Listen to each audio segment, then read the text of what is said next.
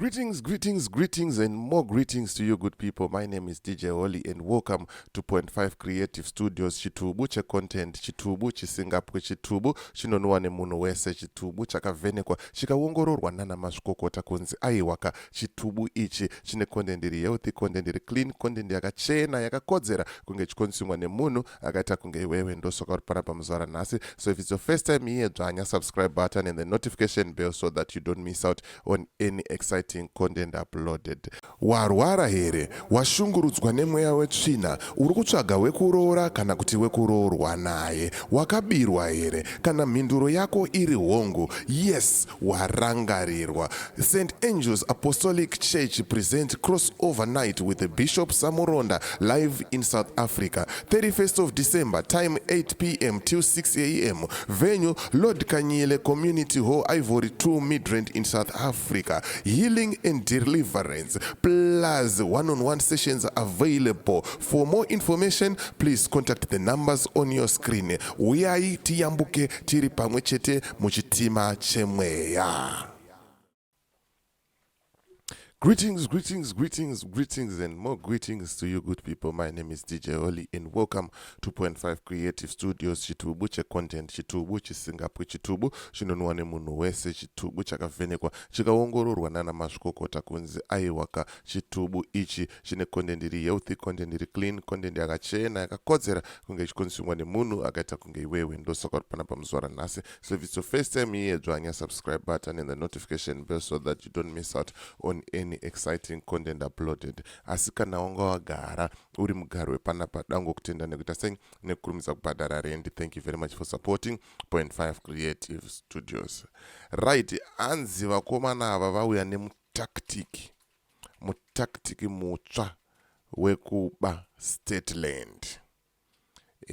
Ndonyaya ndiri kufambira iyoyoyo, ende anzi ari pamusoro ari kuchimhanya chinhu ichi, akawanda ari kuseri achishandisa vakomana vanosanganisira ivo Chiyangwa Tagwirei, ndo President Emerson Mnangagwa. Ndo nyaya ndiri kufambira zvamanje da kuti ndikutsanangurire kuti zviri kufamba sei, and I will try my level best kuti nditsanangure step by step kuti muite sei munyatsonzwisisa. Uyezve meya weHarare Jacob Mafume aripo futi ipapo pawakomana ipapa, ndiye munhu wacho ari kuchimhanya futi, sezvamunoziva kuti aiwa uyu agara ari munhu wavaMnangagwa.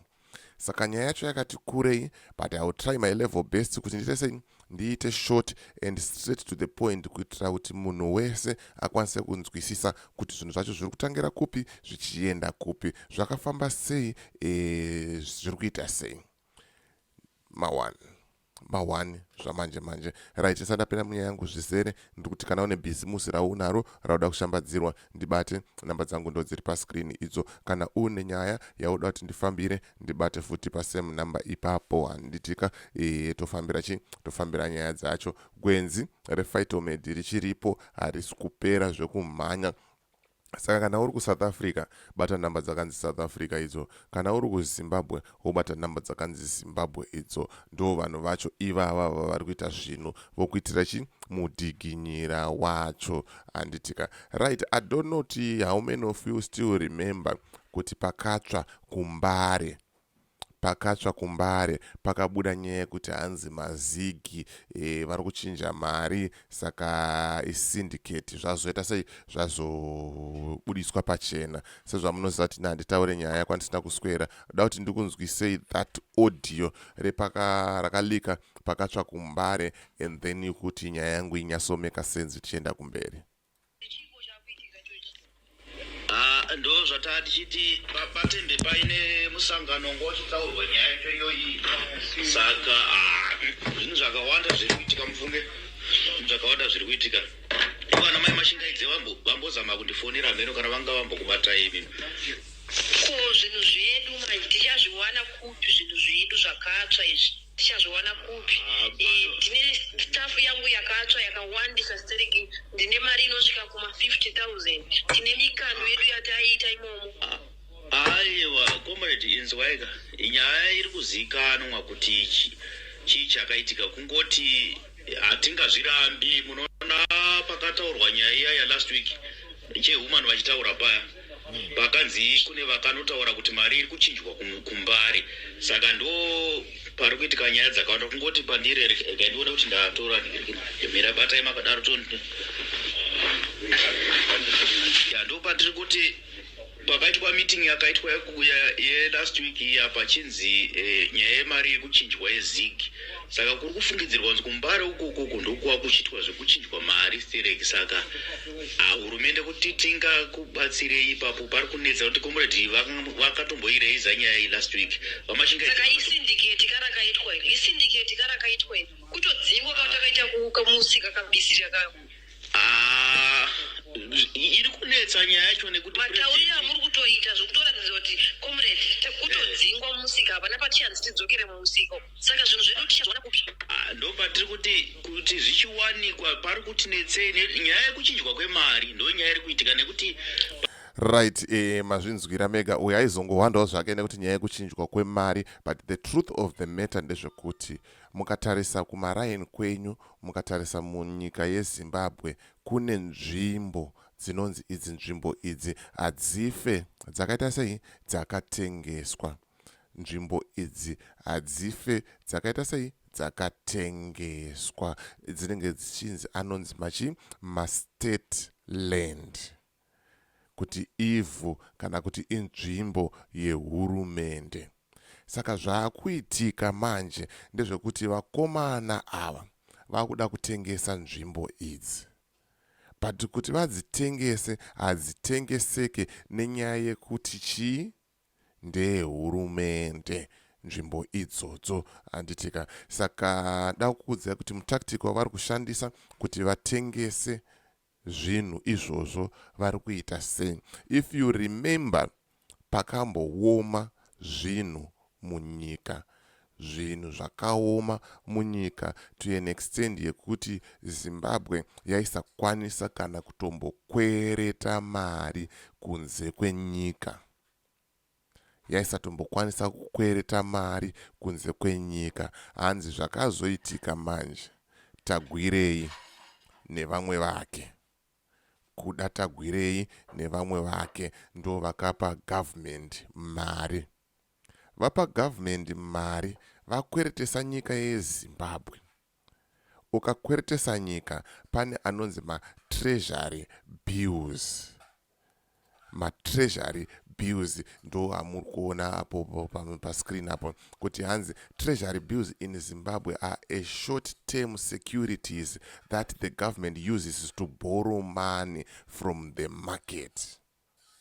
The Reserve Bank of Zimbabwe uses them on behalf of the government. Ndo nyaya yema-treasury bills. Kana tichitaura nyaya yema-treasury bills, ndo zvatiri kutaura nezvazvo. Saka tichataura izwi iri kakawanda throughout the video. Ngatirambe tichifamba toda tichinzwisisane kuri kubva nyaya nekuri kuenda nyaya, ende ndichakuratidzai futi mamwe matsamba andinawo panapo. Zvikanzi how the government borrows through treasury bills. Insurance of treasury bills. The Reserve Bank of Zimbabwe RBZ issues treasury bills on behalf of the government. These bills represent short-term debit instruments promising to pay back the principal amount plus interest at maturity. Ndo zviri kutaurwa apa. Saka Zimbabwe yaomerwa, Tagwirei akaisa mari munyika, uyezve mari yacho iyoyo imari inenge yanga yabirwa futi vana veZimbabwe. Tiri kuziva ma15 billion machii, ende zvamanje manje Tagwirei is running the Zimbabwean economy. Hatidi kuramba ende hatidi kupokana nazvo. Ndo vakomana vacho vari kuita sei, vari kuita zvinhu zvamanje manje. Vakomana makamuona achigadzwa napresident kunzi aiwaka ndiye akumhanya akudhila nenyaya dzematitle deeds, ndiye akudhila nenyaya dzemalisi eland. Ndokuri kubva nyaya yacho ikokoko handitika. So mari yapiwa munhu Tagwirei, nyika naTagwirei. Tagwirei akuchibhadharwa mari iya treasury bills ayaye akapiwa, nekuti ukakweretesa nyika vanokupa treasury bill as security kuti tichakudzorera mari yako, takudzorera mari yako plus interest. So imagine kuti imari chikwereti. Right now mushini iri kusuka goridhe, mushini iri kubudisa goridhe, kambani iri kubudisa goridhe muZimbabwe ikambani yaTagwirei. Right now ukatarisa kuti ari kupinza fuel nekubudisa fuel muZimbabwe ndiani? Ikambani yaTagwirei. Vanozonobatana zvavo na Philip Chiyangwa paPinnacle Holdings, ndo paPinnacle Properties, ndo patoda kuti titaure nezvapo futi, ndichikuratidzai futi tsamba iyi. But munhu muhombe mukuru ari kuseri kwezvinhu zvese izvozvozvo ndiPresident Emmerson Mnangagwa.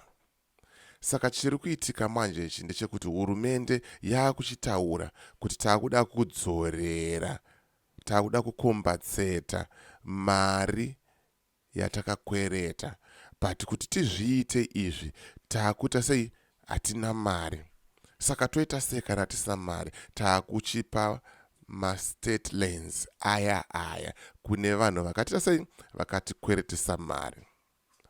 Once ma-state lands aya atengeswa, adzorerwa kuvakomana ava vaTagwirei ava vapiwa kunzi ndo zvinoenderana nevalue yemari yenyu. I've got 12 places dzandichakuratidzai panapa dziri kutorwa kunzi dzipiwe Tagwirei naChiyangwa.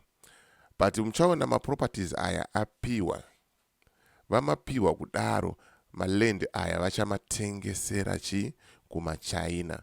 Pachatanga kudevelopwa zvinhu zvichange zvichibenefita ivo, ende uye vakomana ava vachange vaane matitle deeds enzvimbo idzi. Saka vanenge vakukwanisa kudzitengesa zvisina kupokana kuti ihurumende here kana kuti haisi, inenge private property.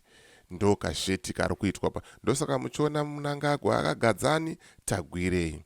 Ndosaka muchiona Jacob Mafume meya weHarare achiita sei? Achienda kumusangano yeZANU-PF, achienda kuma-events eZANU-PF, achipwanyira vanhu nzvimbo. Inzvimbo dzinoda kutorwa kunzi dzipiwe vakomana ava vagozodzitengesera kumaChina. Mawani zvekutodaro. Saka pana panoda kuti ndokuratidzei tsamba iri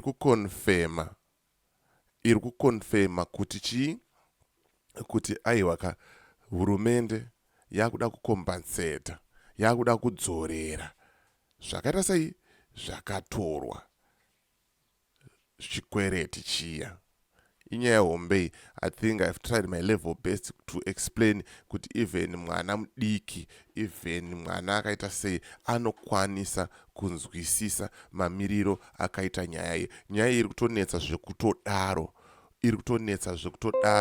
and we are talking of 12 nzvimbo 12 dzatiri kutaura nezvadzo dziri kupiwa vakomana ava, and nzvimbo idzi munotodziziva. Let's give an example kuti paside peSheraton paya pakazovakwa headquarters yemanhingiri nemasi namba yavakomana, paside peSheraton paya pane open space. Open space yese ndo inenge ichinzi state land. Pamwe pacho inofanira kungogara yakadaro, pamwe pacho inofanira kungosakurirwa yoita sei? Yoiswa maruva yonakidza vanhu, yoita sei? Yoshongedza nyika. Ndo one of nzvimbo dzacho idzodzo kana tichitaura. Saka usazongoshamisika ukangozwa tichiti state land ka unofunga kuti hameno zvimwe zvinhu zvinoshamisira. Ingori nzvimbo iripo zvayo inenge iri reserved kuti izoita sei? Izongogara yakadaro. Right. Tsamba yandikutaura nezvayo ndeiyo yakanyorwa musi wa17 iyo mawani ayo ichienda kunani? Kuna engineer Bena anditika ndo iri kutaura iyo. Zvikanzi land compensation due to Pinnacle Property Holdings. Pinnacle Property Holdings iyo ina Philip Chiyangwa na Kuda Tagwirei. Ndo vanhu vakuchipiwa land, ndo tsamba irapoyo. Poza zvako video werenge wega ma1 zvekutodaro. Zvikanzi kindly note that the Ministry of Local Government and Public Works signed a compensation agreement with Pinnacle Property Holdings for its land at Harare South and Warren Park Township. Zvaendwa zvakatoita sei, zvakatosainwa ende zvakatopasa. But munhu ari kuchimhanya, meya anenge achichimhanya nekusaidi vakomana anati Kuda nanani nana Chiyangwa vachichimhanya nekusaidi. When was the last time yamakaona Philip Chiyangwa public or just saying anything? Vakagara kuseri, vakaunderstanda concept yekunyarara, yekudya mari, vakanyarara, vasingaite noise. Ndo maningirina properties arapo ayo and their sizes. Kubva ku number 1 kunosvika ku number 12. Zviri kutorwa nevakomana, vana veZimbabwe takasvinura zvichienda zvese izvo zvichienda. Ndo nyaya yangu yanga ndinayo iyi. Ndo nyaya yangu yandauya nayo kuti ndikuratidzei kuti imimi muchiti muri kugona, muri kutuka, muri kuswera muchishauda ZANU-PF ende muri kuswera muchisupporta ZANU-PF, but at the end kuseri uko they are busy looting. They are busy looting. Land iro mariona rabaya zvekutodaro. Saka ndo nyaya yanga nchifambira. I hope manzwisisa kuti pakaipa. Ndinemwe video randiri kuita futi zvamanje manje. Ndapiwa source yangu na mkoma wangu. Ana mkoma, I respect you for the information. Rambai makadaro. Isusu changu chingoshandiswa semudziyo tichisvitsa shoko kuwanhu. Ndoda kuti ndiuye panapa ndikutsanangurirei nyaya ya 2030 achange aripo. Munyasoinzwisisa. In fact, it's not 2030. It's going to be 2033. Ndichauya panapa ndoitsanangura zvizere ende ndichaedza kuti nditsanangure kuti mwana, even mwana mudiki, anokwanisa kunzwisisa handiti.